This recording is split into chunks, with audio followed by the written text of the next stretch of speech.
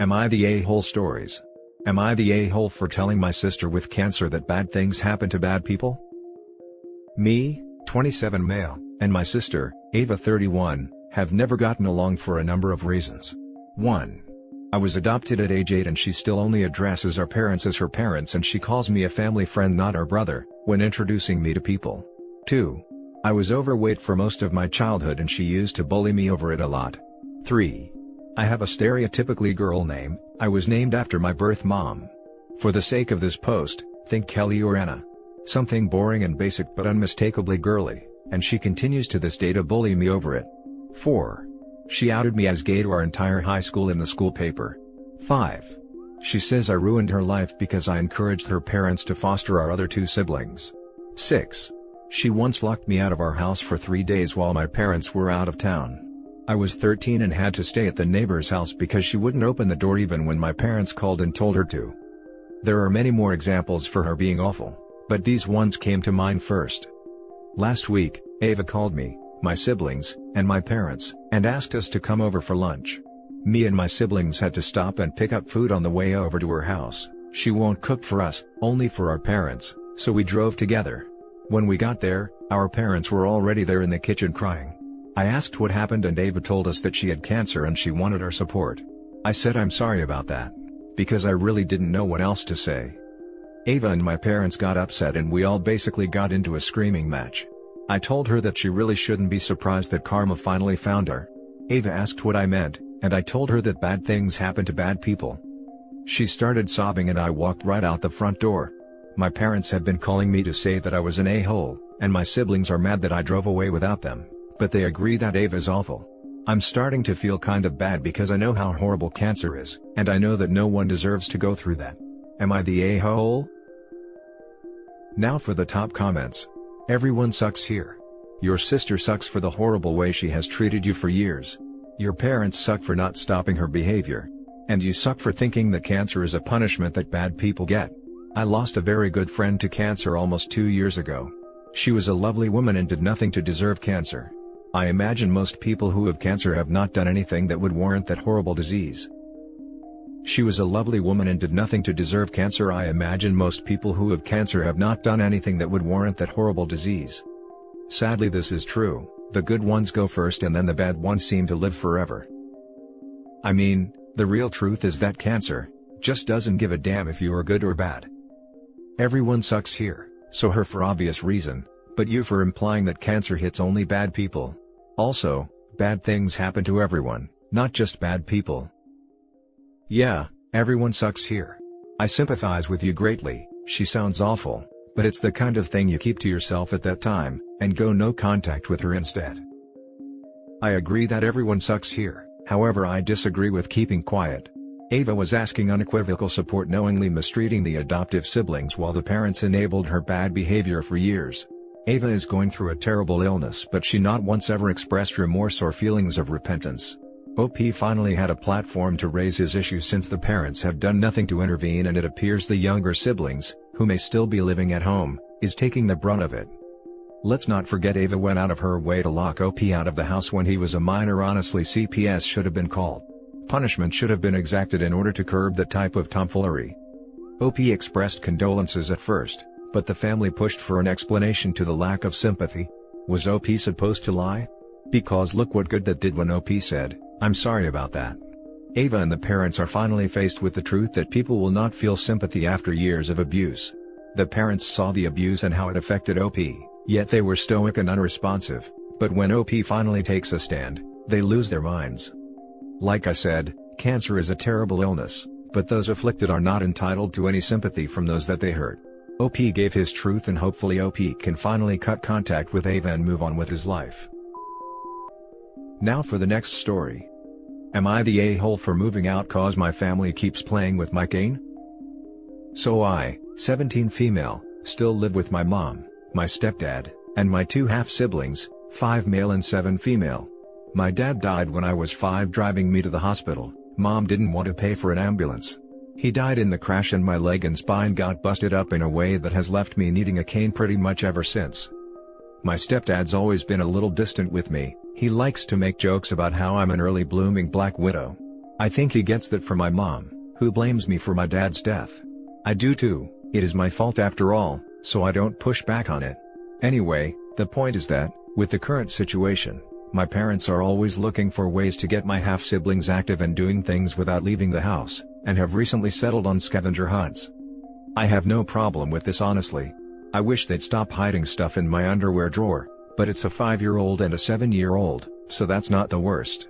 My problem though is that they keep taking my cane when I'm not looking. I tend to get lost in my homework and my writing hobby and zone out, and having it be one of the items that my half-siblings have to find. When I complain to my stepdad, he's a stay-at-home dad, so is usually the one running these things. He scolds me for being selfish, and points out that my swivel chair has wheels if I need the bathroom, and that they always get it to me before I have to go downstairs for dinner. I tried my mom yesterday, and she said that I was being a brat and that if I wanted a father who cared about me, I shouldn't have killed my dad. I got really upset at that point and called my grandparents, my mom's parents. Dads are dead too. They showed up at 10 p.m. yesterday, and Grandma screamed at them while Grandpa packed my stuff up and helped me out to their car. My mom's been blowing up my phone and email, calling me all sorts of names and accusing me of turning her family against her and trying to get her in legal trouble since minors can't move out. And I can't help but think that maybe she's right. So, am I the a-hole? Oh honey, no. You didn't kill your dad. It isn't your fault. Accidents are accidents because they aren't your fault. Your mother is unbelievably awful for the way she has been treating you and allowing you to be treated. Please stay with your grandparents. And if you have access, maybe seek out a therapist to help you work through all this guilt you're holding on to. More than anything, I send you hugs. Oh, and, not the a-hole. In any way, shape or form. Do not go back to that abusive house. I caused him to need to be in the car though. I wasn't sick, I'd injured myself jumping off the stairs because I thought my Supergirl costume would make me fly. I didn't cause the accident itself, but it's my fault he was in the accident. I appreciate the hugs and the verdict though. By this same logic, it should be your mom's fault if she didn't want to pay for an ambulance. Jesus. Not the a-hole all the way, and tons of hugs for you. Please take care of yourself and don't go back there. Not the a-hole. Your mother is straight up abusive. Your father's death is not your fault and she is frankly completely awful for allowing and reinforcing those beliefs. Your stepdad is an a-hole too for taking unnecessary aid from you. If he wore glasses, I'm pretty sure he wouldn't find it funny if you kept hiding them. These people are toxic and cutting them out of your life may well be your best decision here. Not the a-hole. First of all, your father's death was absolutely not your fault. Your mother has behaved absolutely abhorrently towards you, and it's downright horrific that anyone in your household thinks it's okay to take a cane and leave you without means to get around your home easily. Everyone in your household, except you, has behaved terribly. Good on you for getting out. Please also talk to your grandparents about getting you into therapy. You certainly have a lot of things to talk through and I think you would find it very helpful. I mean, like I've said elsewhere, it was my fault, but I appreciate your kindness regardless. Therapy might be a good idea though, yeah. I'm reluctant to ask for anything, since I take so much, but not a bad idea. Next story is titled, Am I the a-hole for telling my wife I would open a separate account if she didn't get her money back? I, 39 male, have been married to my wife, 36 female, for 12 years. We have no children, but we do have a cat and a dog who we consider to be our children. My wife has a sister M, 37 female, who has made very poor financial choices and is now heavily in debt. She refuses to get a job, and instead jumps from one MLM or a get-rich-quick scam to the next, sponging off of relatives to make ends meet. Both me and my wife work full-time. We each have separate accounts that we use for our fun money for hobbies or whatever we want. We earn almost the same amount of money, with me being a little higher, so I contribute 60% and she contributes 40% to make things fair, and also so we each have about the same amount of fun money. We also have a joint checking and savings account that we use for the household bills and household emergency fund, like when the water heater flooded the basement in the middle of the night. Both of us have access to the joint accounts, and if we need to use it, it is never an issue, so long as we make sure to tell the other that we used funds from those accounts. As I was going through the statements for our joint household account, I noticed that there was approximately $2,000 missing from the joint savings account. I noticed that they were all Venmo transfers to her sister. When my wife came home from work, I asked what this was about, and she told me that her sister needed money to start her own business. My wife sat me down and explained to me that her sister joined yet another freaking pyramid scheme, this time selling fake nails and makeup. My wife said that she has the potential to earn 6 figures a month if that was true. My wife also said that she too was going to join her sister selling these products, and if she made enough, would quit her job and sell them full-time with her sister. I told my wife that she either needs to get that money back from her sister or I would open a new account for my share of the household expenses and transfer it to that account when it was time to pay bills. My wife is upset with me and does not understand why I'm being so unsupportive. I told my wife that not only did she take money and not tell me about it, she invested it into something without even considering how I would feel about it. My sister-in-law called me last night and said that I was a raging a-hole and a control freak, and that I was stopping my wife from using her full potential. I told my sister-in-law that I would support my wife in anything she chooses to do, as long as it would not cause financial harm to our family. My wife and sister-in-law are both pissed at me, and now I feel like an A. Am I the a-hole for telling my wife to get the money back? Now for the top comments. Not the a-hole. You don't secretly take money from a joint account. You ask has it's family money. I'd separate accounts. Your wife is intent on joining a pyramid scheme and will end up losing thousands. Statistically, this is the most likely outcome of pyramid schemes/MLMs. Protect your assets before that happens. Edit. I would also make it clear to your wife that any money spent on her harebrained pyramid scheme needs to come out of her fund money, not the household bills money. I would also make it clear to your wife that any money spent on her harebrained pyramid scheme needs to come out of her fund money. Exactly this. That money should never have come from the joint account. Her decision and her money? Fine. Taking joint money for it? Not a chance. OP, you are not the a-hole. That's the part that baffled me the most and is why OP should definitely open a new account.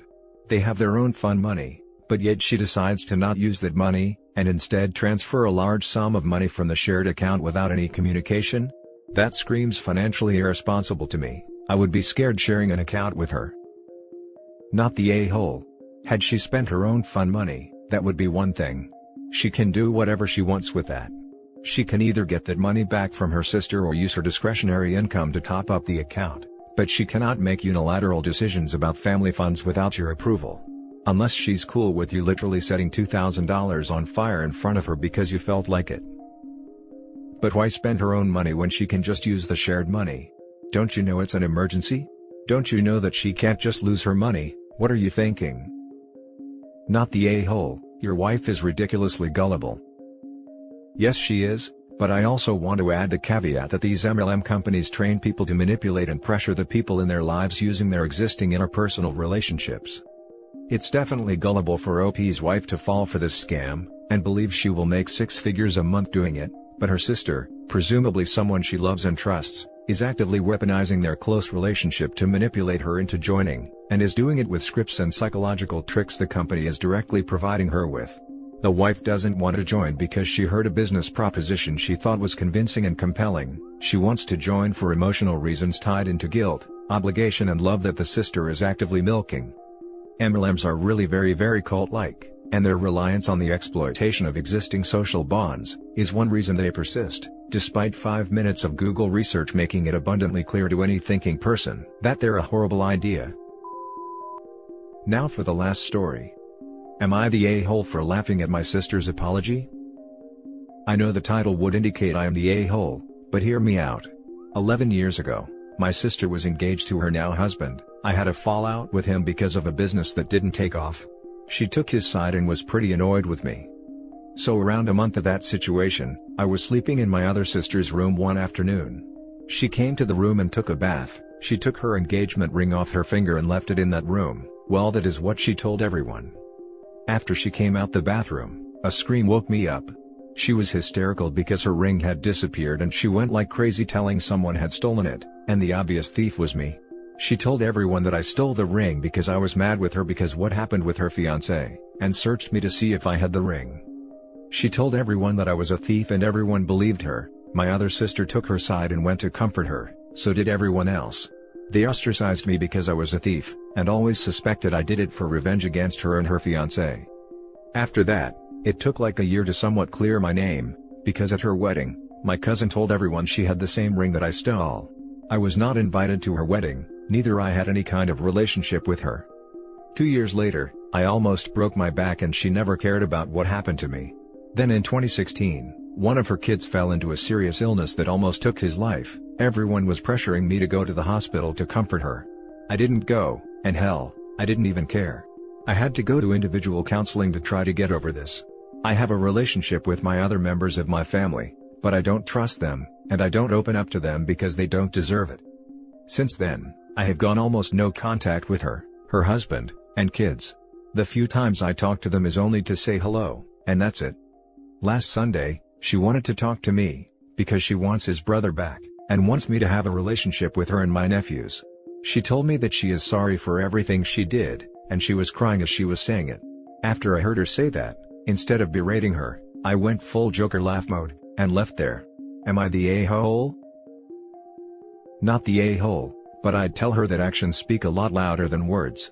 Tell her that the only way you will consider accepting her apology is if she comes clean all the way, tells every single person exactly how she lied and how long she kept it up, and that she is entirely responsible for the rift in the family, not you. Then, consider it. And probably still say no. I would. Not the a-hole. She robbed you of your family, love, and trust. She messed up big time and it's totally fine not to let her back in. Info. So what happened with the ring? I think I missed that. She had it on her finger at her wedding. My cousin told me she told him she found it and never apologized for framing me for theft. And now 11 years later, apologized last Sunday crying, and I went full Joker laugh and left there. All my family are mad and telling me I'm an a-hole. What exactly did her husband do, if you don't mind me asking? He was mad because that he wanted for us to work on a project, doing it basically for free, and after it was done pay me with utilities and not a salary. So me and my other partner said no, we wanted a salary because if we worked as employees, we needed to be paid. And that's it for this video guys. If you have thoughts to share, leave a comment below. Don't forget to hit like and subscribe if you like this content. I'll catch you in the next one. Good day everyone.